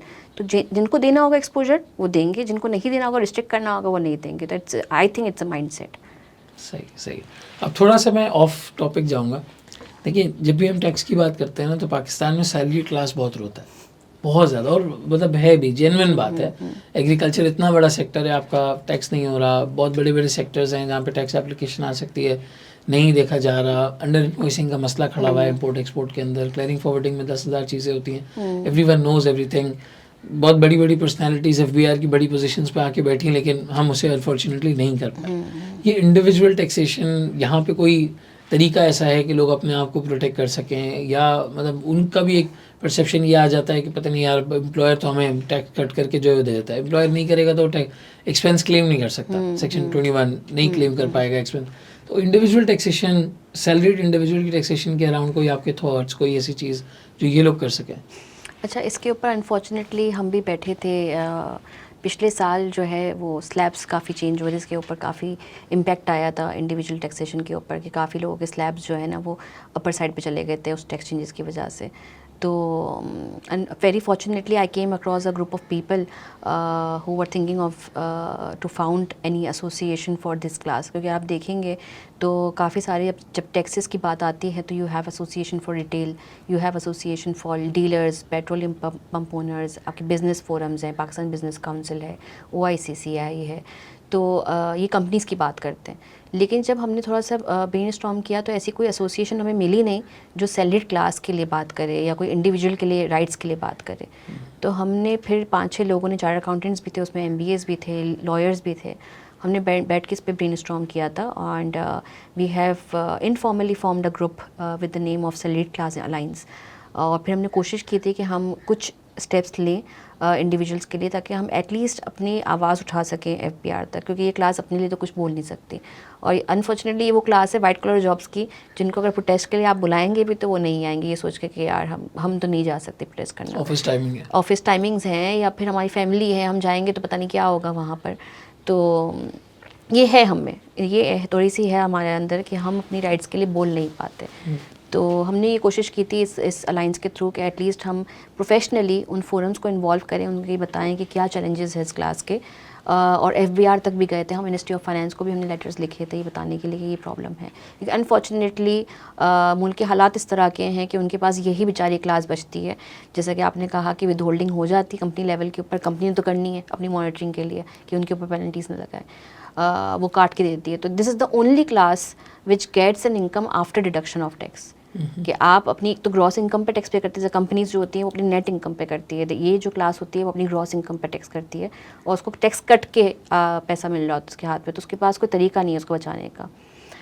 पिछले कुछ चेंजेस जो आई थी उससे पहले फिर भी आपके पास कुछ फोरम्स थे, कुछ टैक्स क्रेडिट्स थे पेंशन्स के ऊपर, स्कीम्स के ऊपर, डोनेशंस अभी भी है। The only tax credit you get on the salary, आपके प्रॉफिट ऑन डेट के ऊपर, आप घर पे इन्वेस्टमेंट करता था कोई तो उसके ऊपर आपको मिल जाता था टैक्स क्रेडिट, वो सारे FBR ने वक्त के साथ ख़त्म कर दिए। तो हम यही अभी वॉइस आउट कर रहे हैं कि आप टैक्स रेट को एक तो आपको और नहीं बढ़ा सकते क्योंकि ये और बर्डन बर्दाश्त नहीं कर सकेगी क्लास, और फिर आपको वो टैक्स क्रेडिट वापस लाने की ज़रूरत है। क्योंकि अगर एक बंदा है मिडिल क्लास फैमिली का, उसने घर बनाना है तो वो घर बनाएगा तो सही ना, उसके ऊपर वो वैसे ही यहाँ पे प्रॉपर्टी टैक्स भी पे कर रहा है, ट्रांसफर टैक्स भी पे कर रहा है, कितने टैक्सेस बढ़ा दिए आपने। तो आप एक इंडिविजुअल पर्सपेक्टिव से सोचें तो सिर्फ सैलरी टैक्स नहीं पे कर रहा वो इनडायरेक्ट टैक्स भी पे कर रहा है, और अब इनडायरेक्ट टैक्स भी हर सर्विस के ऊपर लग गया है तो इनडायरेक्टली वो टैक्स भी पे कर रहा है। फिर वो प्रॉपर्टी खरीदता है बेचारा पैसे जमा करके, तो आपने प्रॉपर्टी टैक्स भी उसके ऊपर लगा दिया है इतना सारा, और नॉन फाइलर है तो और लगा दिया। नॉन फाइलर को लेकर तो मेरे खुद की ओपिनियन भी यही है कि अगर ये लोग सोचते हैं कि हम टैक्स फाइल करेंगे तो हम पकड़ में आ जाएंगे, दैन अपनी रिस्पॉन्सिबिलिटी पूरी करें। तो मेरा ख्याल है लोगों को टैक्स जमा कराना शुरू कर देना चाहिए, जो लगा हुआ है वो लगा हुआ है, लेकिन स्टार्ट फाइलिंग योर रिटर्न्स। मुझे लगता है कि एज ये नेशनल रिस्पॉन्सिबिलिटी है कि हम अपने टैक्सेस जमा करवाएं। तो नॉन फाइलर को लेकर तो मेरे जो ख्यालात हैं वो काफ़ी डिफरेंट है कि वो टैक्स तो अपनी जगह सही लग रहा है, लेकिन again the machinery needs to start working on the tax net now. Nice nice. और वो जो आपने एसोसिएशन की बात की, इंडिविजुअल सैलरीड क्लास के, इस एसोसिएशन के फोरम से आप लोगों ने लेटर्स लिखे, सारे इनिशिएटिव्स लिए, how was the response from the department Unfortunately, या ministry of finance? yeah. So unfortunately, we didn't get any response, and then we start talking to institutions like ICAP से हमने बात की, हमने बिजनेस फोरम्स जो बने उनसे बात की, क्योंकि उनकी एक रिप्रेजेंटेशन है बजट के टाइम पे। हमने ये भी लिखा था कि आप हमें मौका दें कि हमसे मिले, लेकिन ज़ाहिर सी बात है एसोसिएशन अब इतनी छोटे लेवल के ऊपर है कि वो हमें अपॉर्चुनिटी नहीं मिल सकी। लेकिन then we reached out to these guys कि फिर आप अपने लेवल पे इसको ज़्यादा उठाएँ, पर्टिकुलरली सैलरी टैक्स को। तो फॉर्चुनेटली उन फोरम से हमें थोड़ा सा अच्छा रिस्पांस मिला कि उन्होंने अपने फोरम से फिर सैलरी टैक्सेशन की बात करना शुरू की। क्योंकि नॉर्मली इनका ये होता है कि हम कंपनीज़ के लिए काम करते हैं तो हम सैलरी की बात कैसे करें, लेकिन then we put that forward कि अगर आप आज बात नहीं करेंगे तो पिछले 1 साल में देखें कितना आपका टैलेंट है जो मुल्क छोड़ के बाहर जा चुका है। अब मेरा ख्याल है कंपनीज़ भी स्ट्रगल कर रही हैं एक अच्छा टैलेंट ढूंढने के लिए, उनको मिलते ही नहीं है लोग, और फिर वो कॉम्प्रोमाइज़ करना पड़ता है आपको। तो it's a high time to talk about it with from every forum कि ये क्लास अब और टैक्स बर्दाश्त नहीं कर सकती। तो इस तरह से फिर हमने अभी टेकअप किया हुआ है इसको।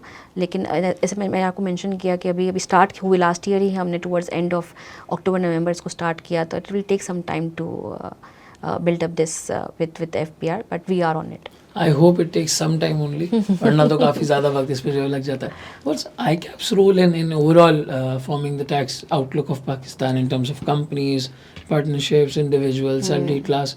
हमने सुना है कि ICAP की कमिटीज़ हैं, लोग उसमें एक्टिवली पार्टिसिपेट कर रहे होते हैं, बट वहाँ पे भी क्या इसी तरीके से है कि the ministry is not responding, the department is not responding, FBR का कोई ख़ास उसमें इंटरेस्ट नहीं है, या हमारा वाकई कोई इन्फ्लुएंस है पॉलिसी मेकिंग इन सब चीज़ों में? मैं अपने पर्सनल ओपिनियन दूंगी इसके ऊपर, not from the ICAP perspective, because I have not been any committees as of now. लेकिन मुझे लगता है कि वो काम कर रहे हैं, बट अगेन जैसे मैंने आपसे पहले कहा था कि काम लोगों को करने का दिल करता है लेकिन ब्यूरोक्रेसी आपको करने नहीं देती है। तो you have may be heard कि हमने लास्ट ईयर जो है हमारे काफ़ी सारे चार्टर्ड अकाउंटेंट्स ने FBR लेवल पे रिफॉर्म्स बना के दिए थे। एक पूरी रिफॉर्म कमेटी बनी थी, इसमें हमारे बहुत सारे पार्टनर्स थे बिग फोर से, उन्होंने भी काम किया था डायरेक्टली FBR के साथ। कुछ चीज़ें मानी गई, कुछ चीज़ें नहीं मानी गई, बहुत सारी चीज़ें जो करनी चाहिए थी उनको अभी तक नहीं हुई हैं unfortunately, but they are doing their best मेरे ख्याल से। और मेरा ख्याल है पॉलिसी मेकिंग में चार्टर्ड अकाउंटेंट्स का बहुत बड़ा रोल है, specially the firms who are actually going into the deep level कि भाई क्या होना चाहिए और क्या नहीं होना चाहिए।